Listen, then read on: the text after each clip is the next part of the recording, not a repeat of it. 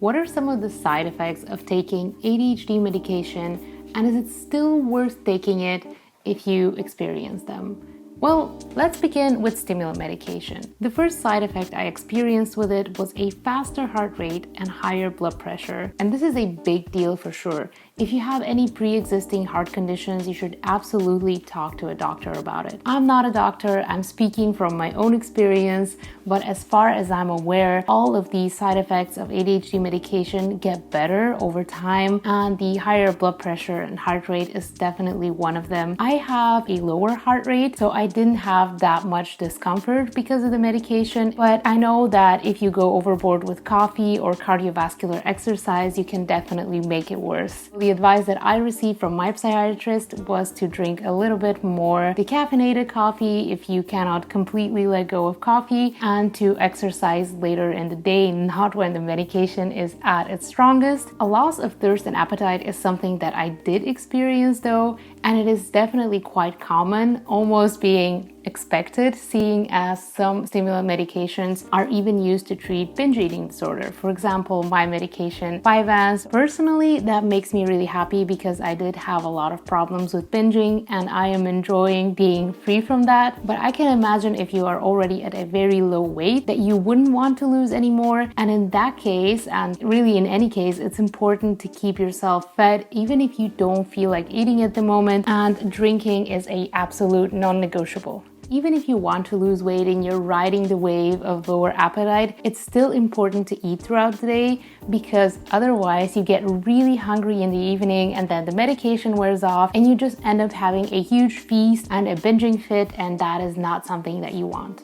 Weight loss, of course, is a common side effect that might result from the loss of thirst and appetite. And again, this is something that I personally wouldn't complain about, but if you want to keep your weight, you should definitely keep yourself fed. Something you can do is to start eating later in the day, or maybe packing all of your calories into a very nutritious lunch or dinner that will get you sorted for longer. A dry mouth is something that some people report experiencing, but it has never happened to me, and I can't really imagine that it's that bad. Sorry if you have dry mouth and it's horrible, but you should keep drinking. It is also helping the medication function better. Stomach aches are something that you also might experience, and I feel like this one is mostly caused by not drinking and eating enough. At least for me, it was definitely the case. You just don't feel anything until suddenly your stomach is yelling at you completely empty, and that is when it starts to hurt.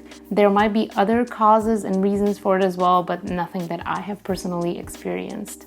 Headaches are quite an unpleasant side effect that I have experienced though. In my understanding, the headaches are caused by your brain, your body getting used to the medication, and they really only appear if you are just starting out or you have had a medication break, so a few days off. In my experience, it hasn't occurred in any other cases. Your results may differ though, but that is one of the reasons that my psychiatrist advised me not to take any medication breaks, because you are meant to take ADHD meds indefinitely, first of all, and second of all, you want to let your body adjust to the conditions and not keep changing them all the time, because that is what causes the side effects to become worse.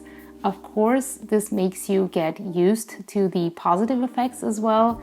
They do become a little bit more leveled off, but that is a topic for another day. The insomnia can be quite terrible, but you should adjust to it like with the headaches. I had a horrible experience in the beginning with insomnia. I was tired in my body, but my brain was just thinking, reacting to the light, the sounds, to any thoughts that it's having. It all made for very light, shallow sleep, which of course made all of the other side effects much worse, and it made focusing worse. It was just very, very unpleasant. The only thing that really helped me was sleep stories. Check the description if you are struggling. I promise you it helps. There are some other remedies you could try, but sleep stories are where it's at. Irritability and moodiness are side effects that are quite elusive. It sucks to know that you are hurting the people around you with you just trying to take care of yourself, but I do have some rational explanations for this. On the one hand, you can finally focus and do things, and any interruption you are very scared to have because your whole life it has been just focus and then distraction, and you cannot go back to the focus. On the other hand, it is also physiological because of all of the other side effects like not having enough sleep, higher heart rate, insomnia. Of course, you get irritable and you get moody, but that is thankfully better over time. And one last explanation that I do have is a medication rebound. So of course you have a little bit of the high with energy and focus, all the things going up, and you have a bit of a low. It is called a rebound effect. And when you are having the low, you're having the crash, you are likely to also get a little bit irritable at that time. In my experience, it is even worse if you have coffee before that crash, because then you crash off of the coffee, you crash off of the medication, and it just becomes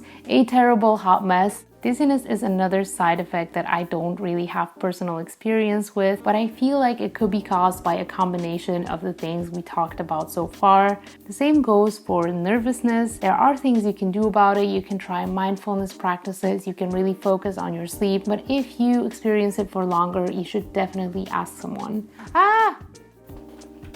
Was los? Oh, hast mir einen Kaffee gemacht?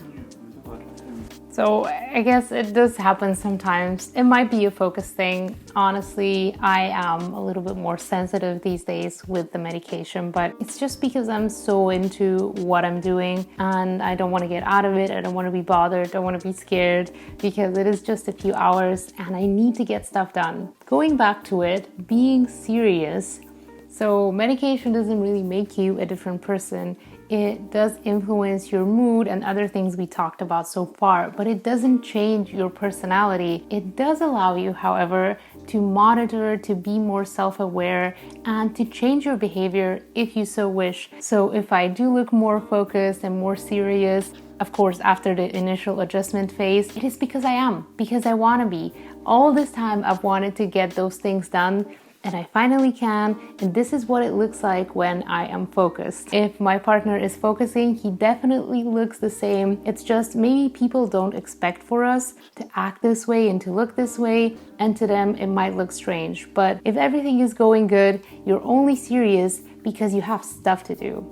That being said, it's important not to fall into unhealthy working patterns. Of course, it is amazing to finally be able to focus and get stuff done, but it is also possible to do too much, which is detrimental in the long run. Like in the beginning, I had 15-hour work days sometimes, not necessarily because I wanted to, but because I couldn't get my mind to stop focusing on that one thing, hyper-focusing. And of course, after 15 hours, you're not really doing good work. And when finally all the energy and the focus runs out, you are just deflated and left with nothing to give to the world. This levels off over time. At this point, I have 6 to 8 hours of focus, so it is impossible to do the 15-hour thing again. Pay attention to what you are going to do when the medication kicks in, because sometimes it is possible to end up cleaning your bathroom for 10 hours. If you get really focused right at that time, it can easily stretch through the whole day. What you do when the meds kick in better be what you want to be doing for the next few hours. Now, I don't feel really qualified to talk about non-stimulant medication because I haven't tried it. According to the internet, they have a lot of similar symptoms to us: nausea, stomach ache, decreased appetite, weight loss, fatigue, drowsiness, and mood swings are possible with non-stimulants as well.